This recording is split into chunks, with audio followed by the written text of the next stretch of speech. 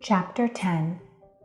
He found himself in the neighborhood of the small planets 325, 326, 327, 328, 329, and 330. He began visiting them to add to his knowledge.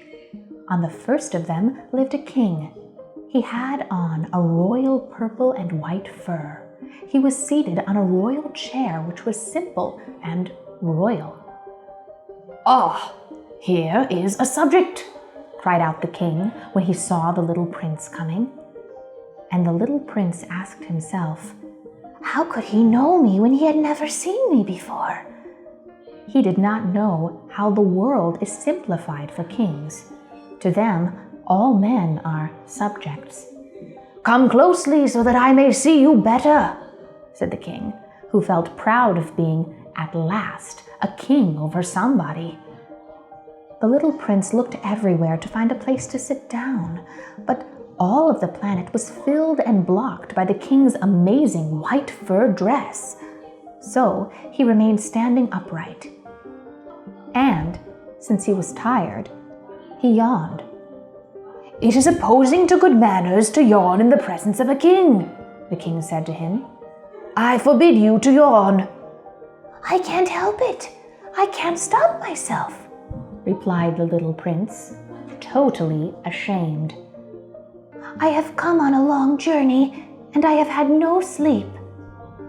"Ah then," the king said, "I order you to yawn. It is years since I have seen anyone yawning. Yawns are subjects of interest for me. Come now, yawn again. It is an order." "That scares me. I cannot anymore," the little prince said in a low voice, now completely abashed. "Hum, replied the king. "Then I order you sometimes to yawn and sometimes to—" He repeated words a little and seemed angry. For what the king basically wanted was that his authority should be respected. He didn't accept disobedience. He was an absolute king. But because he was a very good man, he made his orders reasonable. He would say, by way of example, "If I ordered a general to change himself into a seabird, and if the general did not obey me, that would not be the fault of the general. It would be my fault." "May I sit down?" came now a shy question from the little prince. "I order you to do so," the king answered him, and royally gathered in a fold of his fur dress. But the little prince was wondering. The planet was tiny. Over what could this king really rule? "Sire," he said to him, "would you excuse my asking you a question?" "I order you to ask me a question," the king hurried to assure him. "Sire, over what do you rule?" "Over everything," said the king with simplicity. "Over everything?" The king waved his hand towards the other planets and all the stars. "Over all that?" asked the little prince. "Over all that," the king answered. For his rule was not only absolute, it was also universal. "And the stars obey you?" "Certainly they do," the king said. "They obey instantly. I do not allow disobedience." Such power was a thing for the little prince to wonder at. If he had been a master of such force, he would have been able to watch the sunset, not 44 times in one day, but 72, or even 100, or even 200 times, without ever having to move his chair. And because he felt a bit sad as he remembered his little planet which he had left, he took up his courage to ask the king a favor. "I should like to see a sunset. Do me that kindness. Order the sun to set." "If I ordered a general to fly from one flower to another like a butterfly, or to write an awful drama, or to change himself into a seabird, and if the general did not carry out the order, which one of us would be in the wrong?" the king asked. The general or myself? You, said the little prince firmly. Exactly. One requires to do what each one can perform, the king went on. First of all, accepted authority rests on reason. If you ordered your people to go and throw themselves into the sea, they would rise up in revolution. I have the right to require obedience because my orders are reasonable. Then my sunset?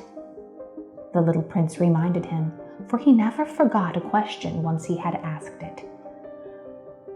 You shall have your sunset. I shall command it, but, according to my scientist, I shall wait until conditions are agreeable. When will that be? Questioned the little prince. Hum, hum, replied the king, and before saying anything else, he consulted a heavy yearbook. Hum, hum. That will be this evening, about 20 minutes to 8, and you will see how well I am obeyed. The little prince yawned. He was feeling sorry for his lost sunset, and he was already beginning to be a little bored, too. I have nothing more to do here, he said to the king. So I shall set out on my way again. Do not go, said the king, who was very proud of having a subject. Do not go. I will make you a minister. Minister of what? Minister of justice. But there is nobody here to judge. We do not know that, the king said to him. I have not yet made a complete tour of my kingdom. I am very old. There is no room here for a cart, and I am tired to walk. Oh, but I have looked already, said the little prince, turning around to give one more check to the other side of the planet. On that side, there was nobody at all. Then you shall judge yourself, the king answered. That is the most difficult thing of all. It is much more difficult to judge oneself than to judge others. If you succeed in judging yourself rightly, then you are indeed a man of true wisdom. Yes, said the little prince, but I can judge myself anywhere. I do not need to live on this planet. Hum, hum, said the king. I believe that somewhere on my planet there is an old rat. I hear him at night. You can judge this old rat. Sometimes you will judge him to death. Thus his life will depend on your justice. But you will pardon him each time, for he must be treated with care. He is the only one we have. I do not like to judge anyone to death, replied the little prince. And now I think I will go on my way. No, said the king. But the little prince, having now completed his preparations for departure, had no wish to feel sorry for the old king. If you wish to be immediately obeyed, he said, you should be able to give me a reasonable order. For example, to order me to be gone by the end of 1 minute. It seems to me that conditions are agreeable. As the king made no answer, the little prince hesitated a moment. Then he took his leave with a sigh. I make you my ambassador, the king called out quickly. He had an awesome mood of authority. The grown-ups are very strange, the little prince said to himself as he continued on his journey. Chapter 11. The second planet was settled by a proud man. Ah, I am about to receive a visit from an admirer, he cried out from far away when he first saw the little prince coming. For proud men, all other men are admirers. Good morning, said the little prince. That is an odd hat you are wearing. It is a hat for greeting, the proud man replied. It is to raise in greeting when people praise me. Unfortunately, nobody passes this way. Yes, said the little prince, who did not understand what the proud man was talking about. Clap your hands, one against the other, the proud man now directed him.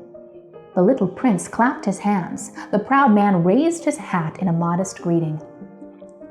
"This is more entertaining than the visit to the king," the little prince said to himself. And he began again to clap his hands, one against the other, the proud man again raising his hat in greeting. After 5 minutes of this exercise, the little prince grew tired of the game's ease. "And what should one do to make the hat come down?" he asked. But the proud man did not hear him. Proud people never hear anything but praise. "Do you really admire me very much?" he demanded of the little prince. "What does that mean? Admire?" "To admire means that you consider me as the most handsome, the best dressed, the richest, and the most intelligent man on this planet." "But you are the only man on your planet." "Do me this kindness. Admire me, just the same." "I admire you," said the little prince, moving his shoulders lightly. "But what about that would interest you so much?" And the little prince went away. "The grown-ups are certainly very odd," he said to himself as he continued on his journey. Chapter 12. The next planet was settled by an alcoholic. This was a very short visit, but it dropped the little prince into a deep depression. "What are you doing here?" he said to the alcoholic, whom he found settled down before a collection of empty bottles and also a collection of full bottles. "I am drinking," replied the alcoholic with a gloomy mood. "Why are you drinking?" demanded the little prince. "So that I may forget," replied the alcoholic. "Forget what?" questions the little prince, who already was sorry for him. "Forget that I am ashamed," the alcoholic confessed, dropping his head. "Ashamed of what?" replied the little prince, who wanted to help him. "Ashamed of drinking." The alcoholic brought his speech to an end and shut himself up in an unshakable silence. And the little prince went away, confused. "The grown-ups are certainly very, very odd," he said to himself as he continued on his journey.